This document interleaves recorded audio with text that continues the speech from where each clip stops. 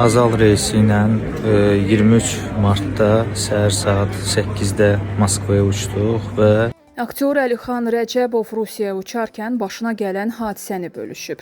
Aktyor Azal hava yollarına məxsus təyyarə ilə uçduqlarını, amma baqajlarının gətirilmədiyini bildirib. Azal təyyarəsi ilə səhər saatlarında Moskvaya uçduq. 300 sərnişinin baqajı gəlib çatmayıb. Bu da Azalın göstərdiyi xidmət. İndi çamadan tapılsın deyə ərizə yazırıq. Biabırçılıq. Boş təyyarə necə uça bilər? hal-hazırda hamımız çemadanlarla Aktyor Elməddin Cəfərov qısa qapanma verilişini bağladığı üçün peşman olub.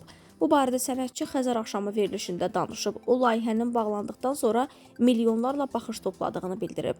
Qısa qapanma adlı bir verilişim var idi. Pandemiya dövrünə təsadüf etdiyi üçün vəziyyətə görə proqramı məcburiyyət qarşısında bağladım. Veriliş o vaxt uğurlu olmadı. 2 il sonra isə sosial şəbəkələrdə populyarlaşdı. Milyonlarla baxışı var. Yanıb tökülürəm ki, belə baxırdınızsa televiziyadan izləyərdiniz. Görsəydim ki, belə uğuru var, bağlamazdım.